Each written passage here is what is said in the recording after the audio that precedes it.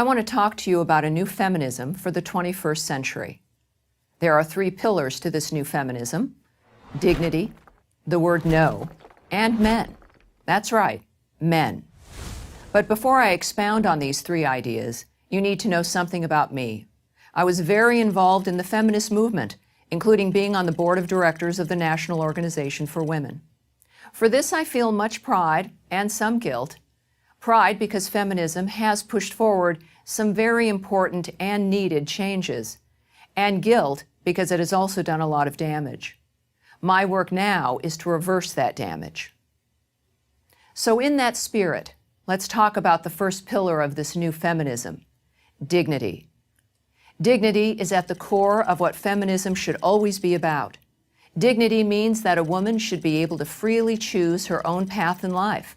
That's what feminism once held. But does it still? Ask almost any female college student today what she aspires to be, and she'll list any number of career choices. The one she won't list is wife and mother. In fact, any time someone has the temerity to suggest that a woman might want to look for a husband while in college, as a very successful Princeton grad recently did in a letter to the school's newspaper, feminists go nuts. A new feminism will value and respect all responsible choices. And while we're talking about dignity, I can't think of anything less dignified for women than the feminist belief that in the sexual arena, women are like and therefore ought to act like men.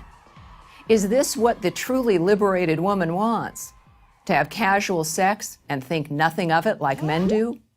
That's what feminism aspires to? Sad to say, the answer has too often been yes. So let's add this up.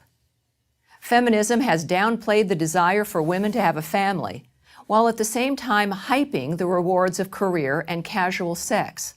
Not exactly a recipe for success or happiness. The second pillar of a new feminism is the word no. It's very much tied in with the first pillar.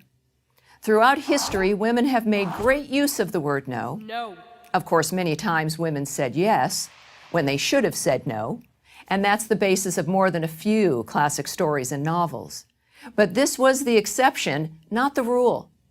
There is great power in that word no, and women, for the most part, knew how to wield that power. But in the last few decades, they've lost it, and the consequences have been catastrophic. Women who fought not to be treated as sex objects have become more objectified than ever. You see it everywhere, in music videos, on billboards, in the hookup culture on campuses. And now we have the tawdry spectacle of teenage girls sexually pursuing teenage boys the way boys pursued girls. How did this happen?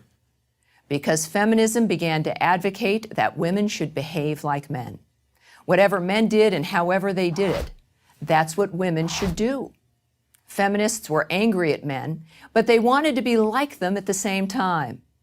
No wonder our society is so confused. Women are robbing themselves of the ability to say no. The solution is to take that power back. This is especially true for young women. No. Saying no means I will not be defined by anyone else, not by feminists, and not by men's sexual desires. That is female power. This is a good segue to my third pillar of a new feminism: men.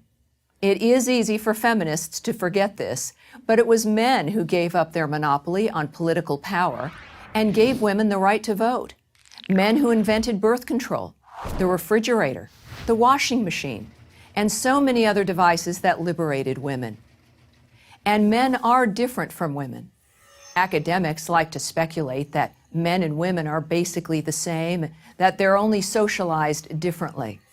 But as George Orwell famously noted, that's an idea that only an intellectual would be foolish enough to believe.